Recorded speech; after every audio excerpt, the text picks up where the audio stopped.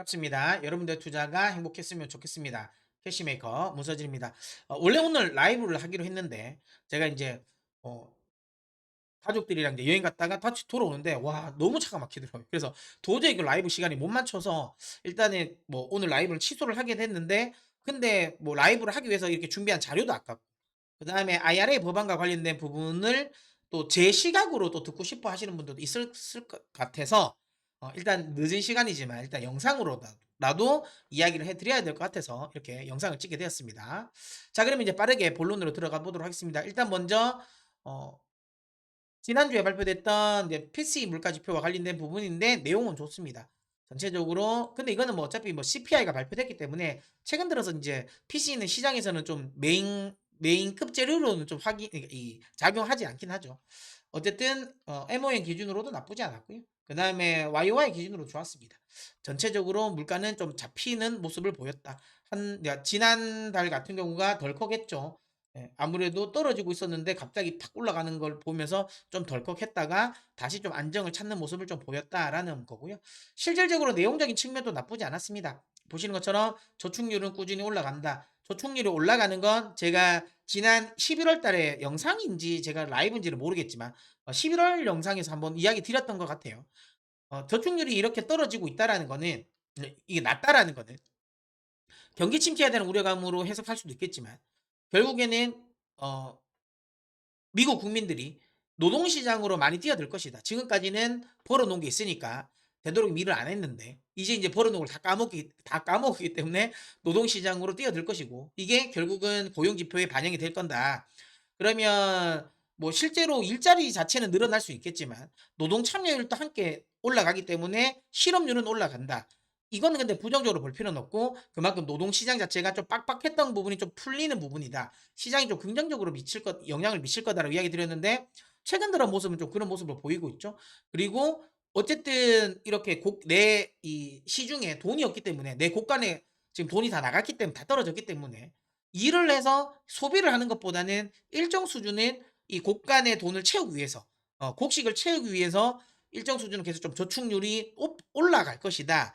그러면 그 저축률이 올라가는 과정에서 아무래도 이런 소비라든지 이런 지출을 줄지 않을까라고 하고 이야기를 드렸는데 이게 이제 인플레이션을 좀 제한하는 요인이 될 거다라고 이야기 드렸는데 어쨌든 다행스럽게 최근에 약간 그런 모습을 보이고 있다라는 건 좀 다행스럽습니다. 그러다 보니까 이제 연준의 통화정책 스탠스와 관련된 부분의 우려감은 좀 낮아지고 있죠. 아무래도 최근에 뭐 미국의 은행 문제도 있기도 하고 그러다 보니까 좀 낮아지고 있다라는 거. 이게 시장을 상승시키는 좀 원동력 중에 하나죠. 뭐 이런 부분도 좀 긍정적으로 보는데 그래서 이제 그런 건 있죠. 그래서 이 인플레이션과 관련된 부분에 있어서의 시장이 얼마까지 언제까지 좀 이게 호재로 우리가 작용할 수 있을 것이냐. 그러니까 인플레이션은 언제까지 우리가 좀 걱정 안 하고 시장을 투자할 수 있을 것이냐라고 하면 상반기까지입니다. 여름이 오면 그때부터는 또 조심을 해야 돼요. 결국은 여러분들도 다들 아시겠지만 지금 상반기까지는 워낙 지난해 뭐 인플레이션이 너무 많이 올라왔었잖아요. 그러다 보니까 역기저 효과가 발생됩니다. 그러다 보니까 한 6월 달까지는 전반적으로는 다 내립니다. 내리고 대신 7월 달부터 달라집니다. 근데 이게 만약에 MON 기준으로 여기 보시는 것처럼 증가율이 0.3% 미만으로만 빠져주면 별로 문제가 되지 않아요. 여기 보시는 것처럼 그러니까 MON 기준으로 전월 대비 한 0.3, 0.2 뭐 이렇게만 올라주면 보시는 것처럼 그래도 살짝 오르긴 하지만 결국엔 다시 내리거든요. 어, 살짝 오르다가 다시 내린단 말이에요. 그런데 문제가 되는 건 뭐냐면 0.5 이상으로 나와주면 이거는 좀 골치 아프죠. 왜냐하면 6월 달까지 딱 내렸다가 그다음부터 다시 오르기 시작합니다. 이렇게 되면 다시 6%를 찍어요. 만약에 0.5% 이상 평균적으로 상승이 나온다면 요건 좀 걱정스럽죠.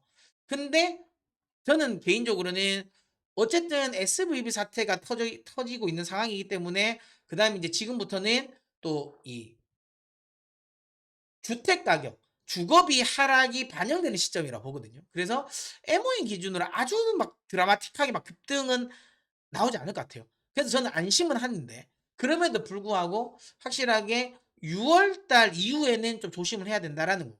근데 6월 지표가 발표되는 건 7월이잖아요. 그럼 7월부터 우리가 시장을 조심해야 되냐? 그건 아닙니다. 항상 시장은 선행이니까 그거보다 좀 더 빨리 당겨지겠죠. 그래서 저는 한 5월 말이나 한 6월 초 정도부터는 시장을 좀 조심해야 된다고 저는 생각을 합니다. 그래서 고거는 물론 뭐 그거는 그때 가서 또 제가 또 시장 상황을 보고 또 이야기를 드리겠습니다. 하지만 어쨌든 제가 강세론자긴 하지만 마냥 원래 그냥 원사이드하게 그냥 쫙 이렇게 올라간다라는 건 아닙니다. 조심은 해야 된다. 하지만 상반기에는 상승세가 아직은 여전히 남아 있다. 그렇기 때문에 미리부터 지금은 아직은 쫄 필요는 없다. 하지만 하반기에는 조정을 줄 수 있다라는 거. 왜냐하면 상반기에 조금 이제 눌릴 인플레이션에 대한 우려감도 한 6월이 지나면서부터는 다시 수면 위로 올라올 여지가 있고, 그 다음에 경기 침체는 결국은 저는 개인적으로는 안 왔으면 좋겠다는 생각은 하고는 있지만 짧게든 깊게든 오긴 올 것 같다라는 거죠. 뭐 그렇게 됐을 때 시기적으로 보면 하반기가 될 가능성이 높겠죠. 그렇다면 요런 것들이 좀 복합적으로 진행되는 하반기. 근데 이게 시장은 선행을 띈다면 한 5월 정도부터는 좀 조심을 해야 된다. 요렇게 생각하고 대응을 하셨으면 좋겠습니다. 근데 어쨌든 아직까지는 그거를 뭐 미리 뭐 우리가 대비해 가지고 미리 빼고 그러지는 필요는 없다. 물론 여러분들 투자 자금이 한 1,000억 대 이상이다. 그래서 즉각 내가 이슈 터졌을 때마다 내가 대응 못 한다라고 하면 지금부터 대응하시는 게 맞습니다. 근데 그게 아니라면 굳이 막 두석 달 정도 미리 대응할 필요는 저는 없을 것 같다라는 생각이 듭니다. 그래서 아직까지는 상방을 제가 이제 썸네일에서도 이야기 드렸지만 많은 개인 투자자분들이 여전히 지금 계속 하방, 곧버스 최근에 시장이 오르니까 많이 탑니다. 근데 아직까지는 위험할 것 같아요. 이게 어디까지 올라가고 떨어질지 모르잖아요. 그러니까 이건 있습니다. 제가 곧버스를 쉬라고 하지 마라 한 이유는 제가 항상 이야기 드렸던 건 그거잖아요. 내가 시장이 불안하면 그냥 현금을 가지고 계세요. 내가 불안하면. 아니야, 시장은 떨어질 것 같아. 라고 생각하면. 왜? 떨어질 것 같으니까 밑으로 배팅한다. 근데 이거는 너무 위험할 수 있는 게, 이게 만약에 내가 틀렸을 때, 내가 떨어질 것 같아서 하방을 쳤어요. 근데 그 틀렸을 때는 피해가 너무 큽니다. 왜냐하면, 보세요. 남들은 다 올라가는데, 오히려 자기는 손해를 보잖아. 이미 여기서도 너무 별로가. 너무 별로죠. 그리고 또 중요한 건 뭐냐면, 내가 만약에 떨어졌을 때 그냥 현금만 가지고 있으면, 아니, 그냥 현금만, 지금 이제 리스크가 너무 이제 아니 시장이 위험할 것 같아서 현금만 가지고 있으면 혹시라도 내가 틀려더라도 뒤로 따라 들어가면 돼요. 근데 하방을 쳐버리면 이미 여기서 쪼그라들었어. 근데 이거 다시 손절치고 다시 올릴 수 있을까요? 만만치 않습니다. 쉽지 않습니다. 그러면 계속 인제 악재 뉴스에 계속 약세론자들 이야기만 듣게 됩니다. 그 마음의 위안만 가지는 거야. '그래 내리지. 그래 맞아. 이 사람 왜 이래 맞지. 아니 뭐 저 문선진이 간다고? 아니야. 언젠가 야 꺾여.' 하면서 계속 인제 자기들끼리 이제 뭉치는 거죠. 그러다가 결국 인제 나중에 돼 가지고 엄청나게 많이 오르고 내리긴 내리겠죠 언젠가.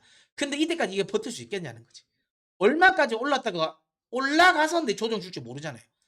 만약에 나스닥 기준으로 정말 저는 개인적으로 한 13,000 정도 보고는 있는데 13,000 까지 갔다가 떨어지면 그래도 버틸만 하죠. 근데 이거 만약에 14,000 까지 떨어지면 어떡할 거예요? 나스닥 기준으로 본다면. 만약에 코스피 기준으로 본다면. 요즘에는 뭐 코스닥을 또 많이 때리시긴 하는데 워낙 이제 2차 전지가 많이 갔으니까. 아니 코스닥도 기준으로 만약에 갔을 때 한 950 까지 갔다가 떨어지면 어떡하려고. 근데 950 까지 갔다가 떨어졌는데 900 까지밖에 조정 안 주면 그럴 수 있잖아요. 그러니까 저는 다시 한번 얘기하지만 지금 시점에서 하방을 너무 적극적으로 때리지는 마셔라. 내가 시장이 불안하면 그냥 현금을 가지고 계세요. 그랬을 때 틀렸을 때 다시 포지션을 새롭게 취할 수 있는데 하방을 쳐버리면 지금 시점에서는 이거 회복 불능가능입니다. 그러니까 되도록이면 제발 곧버스, 특히 곧버스 타지 마셔라. 곧버스 타지 마셔라.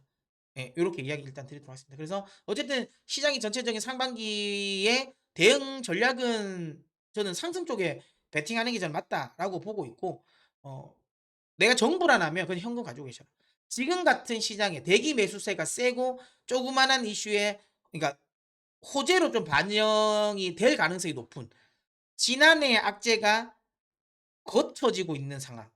이런 상황에서 섣불리 하방을 베팅하면 위험하다. 이렇게 이야기 드리도록 하겠습니다.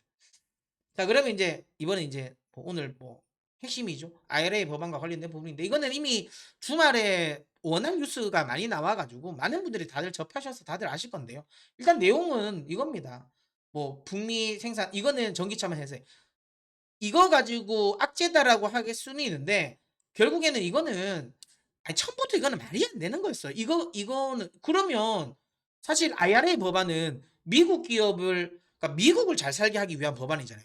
미국 기업을 지원해 주기 위한 법안이잖아요, 여러분. 그런데 이걸 만약에 예를 들어 우리가 그러니까 현대라든지 일본 애들이 도요타, 혼다가 많이 공장을 지금 짓고 있는데 이거 지을 때까지 봐줘라고 하면 아니 그러면 북미 기업들은 아무 혜택이 없잖아요. 결국에는 아무리 그래도 IRA 법안 자체가 환경을 생각하고 있는 건 있지만 중요한 건 그래도 자국 기업을 키우기 위한 거잖아. 그런데 야 동일한 선상에서 요 이 땅 해가지고 간다라는 건 말이 안 되잖아요. 그렇잖아. 그러면 자국 기업들이 호구입니까? 이거는 뭐 미국이면 호구야? 아니잖아요. 그러니까 처음부터 이거는 안 된 거예요. 그러니까 자꾸만 뭐 언론이나 아니면 그런 쪽에 그러니까 이 전기차 2차 전지랑 이런 것들을 좀 부정적으로 보시는 분들이 자꾸만 이걸 가지고 이야기를 걸고 넘어지는데 이건 아니에요. 어차피 될 게 아니야. 이거는 저는 문제가 안 된다고 보고요. 그래서 이게 뭐 해결이 안 됐다고 2차 전지에 부정적이지 않다. 이건 아니 아니다. 이거는 아무 신경 안 쓰고요. 중요한 건 이거죠. 시장에서 계속 우려했던 건 이겁니다. 광물 요건과 관련된 부분, 배터리와 관련된 부분인데 일단 기본적으로 핵심 광물과 관련된 부분은 40%, 그다음 미국 대신 이거죠. 여기서 조달할 수 있다. 이게 이제 핵심이잖아요. 이게 핵심이죠. 그래서 최종적으로 매달 단계별로 올려서 2027년까지 80%까지 하고 그다음에 배터리 부품과 관련된 부분은 완성차 가치를 감안해서 또 50% 이상은 북미 제조를 해야 된다라는 건데 여기서 중요한 건 이거죠. 요게 빠진 거예요. 음극재랑 양극재 자체를 어디로 뺐다? 요거를 배터리 부품 쪽에서 뺐습니다. 어, 이게 중요한 거죠.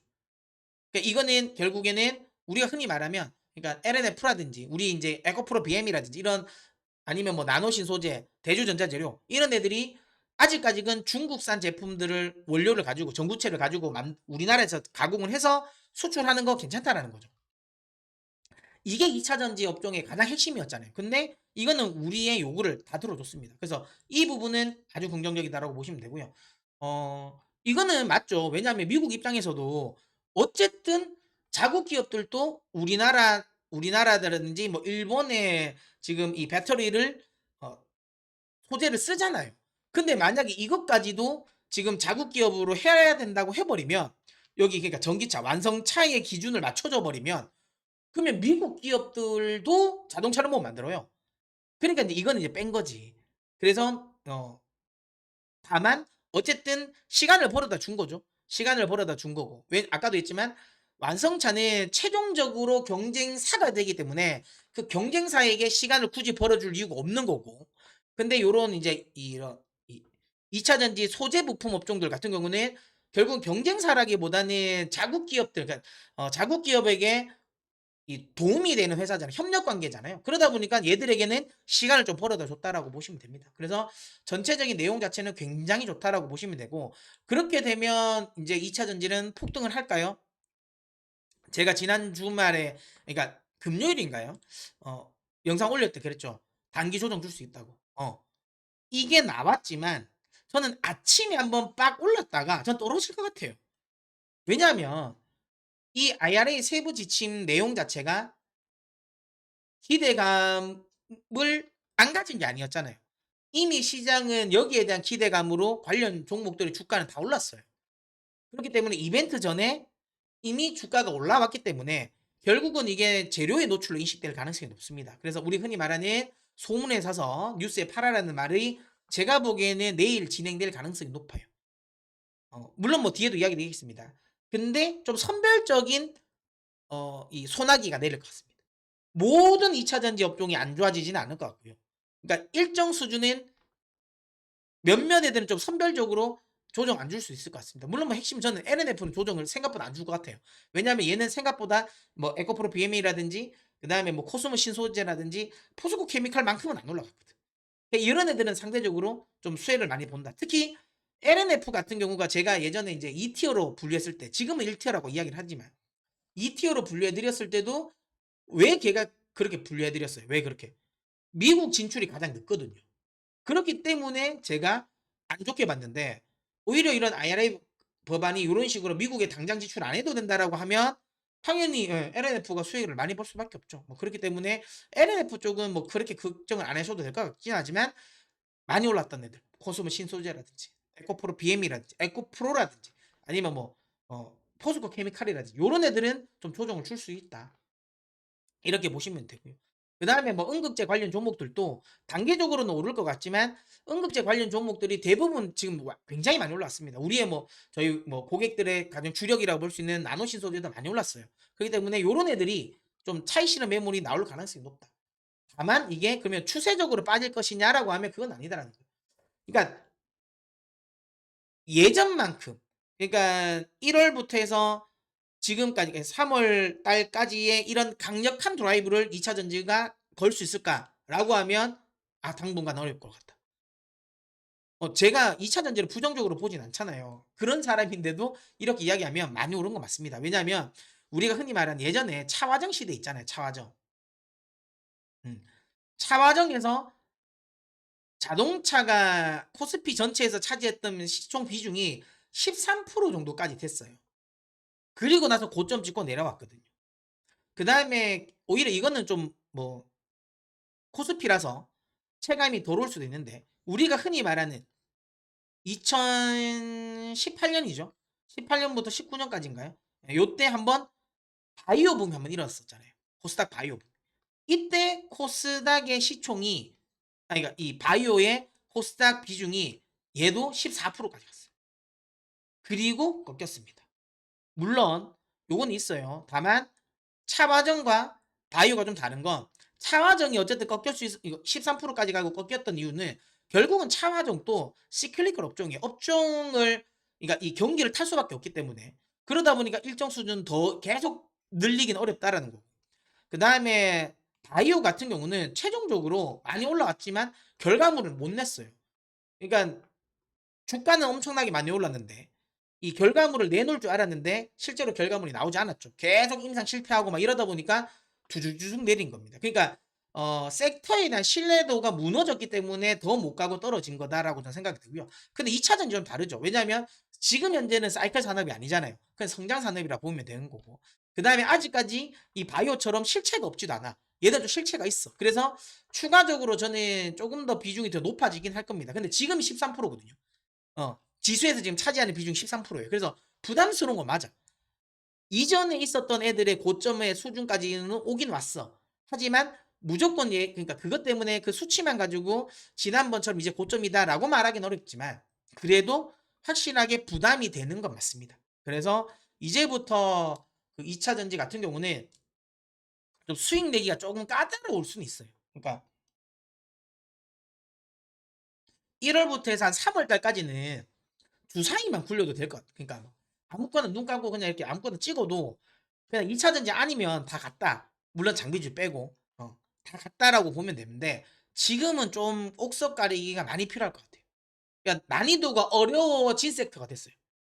예전에는 생각보다 투자해서 수익 내기가 좋았던 섹터였다면 지금은 제 생각에 좀 어려워질 것 같아요. 다만 일정 수준 가격 조정이 나오고 나면 또 살 만은 하죠. 또 살 수는 있는데 제 생각에는 한 달 정도는 좀 약해질 가능성이 있다. 어. 왜냐하면 대안이 생겼으니까. 반도체라는 대안이 떠올랐잖아요. 그러니까 이동을 할 수 있는 섹터가 생겨 나와 버렸으니까 이동할 가능성이 있다라고 저는 생각을 합니다. 그래서 요 포인트는 좀 주의 깊게 봐야 된다라는 거고요. 이 말은 왜 이 말을 제가 드리겠습니까? 만약에 IRA 법안 관련 이 이슈 때문에 만약에 내일 그 2차 전지 관련 종목들이 장 초반에 확 오르면 일정 수준 비중을 좀 줄여 놓는 것도 나쁘지 않습니다. 아니면 줄이진 않더라도 어차피 난 장기로 볼 거니까 신경 안 쓴다.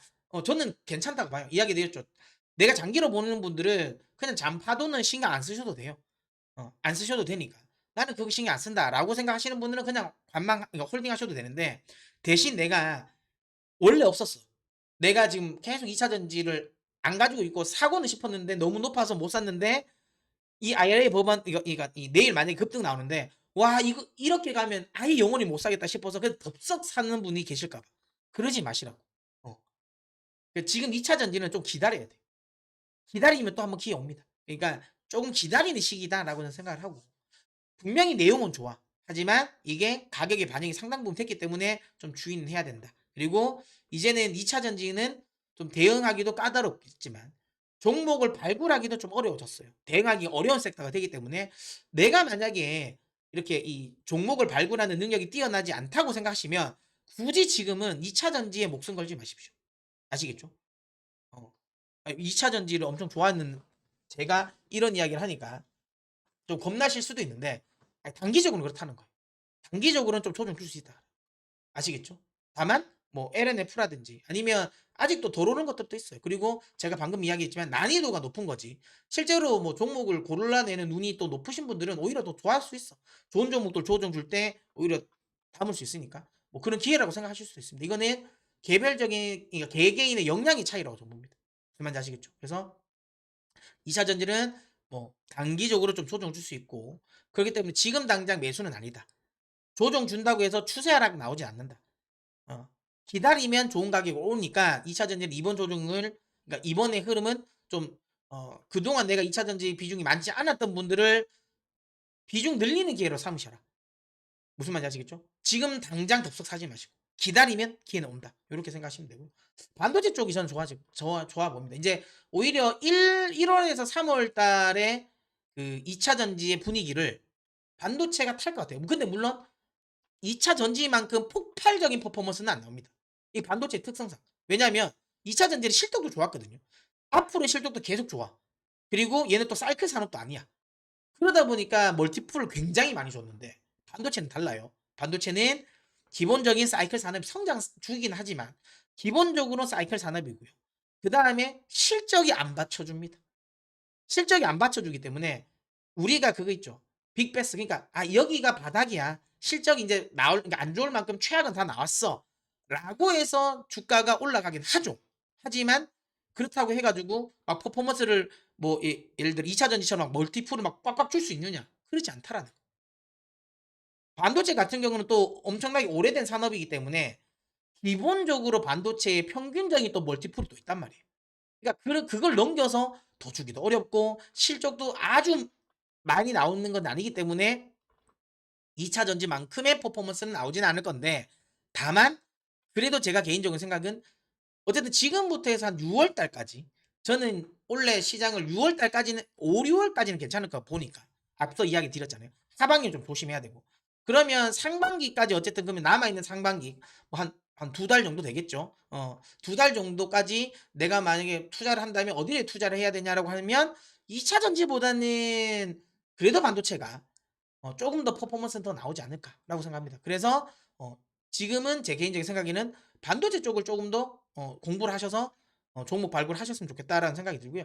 제가 반도체 영상도 제가 준비하고 있다고 그랬죠. 섹터 관련 분석 영상을 또 준비하고 있으니까 그거 올라오면 그거를 보고 또 많이 참고해 보셨으면 좋겠습니다. 그래서 어쨌든 2차 전지는 잠시 쉬어가는 구간 그 쉬어감을 반도체가 바톤 터치할 가능성이 있다. 그래서 반도체 쪽에 지금 구간은 좀 투자에 조금 더 집중하시는 게 맞지 않을까라는 생각을 합니다. 예. 조금 더 자세한 내용은 제가 또 한번 정리를 해서 영상을 올려드리도록 하겠고요. 오늘 아무래도 너무 늦었고 그래서 핵심적인 이야기만 좀 올려드리도록 하겠습니다. 그러면 돌아오는 우리 또 이번 다음 주도 여러분 다들 또 성공 투자하시고요. 저는 또 다음 영상에서 찾아뵙도록 하겠습니다. 자 그러면 저는 어, 다음 영상에 찾아뵐게요. 네, 그때까지 여러분 다들 메이크머니 하십시오.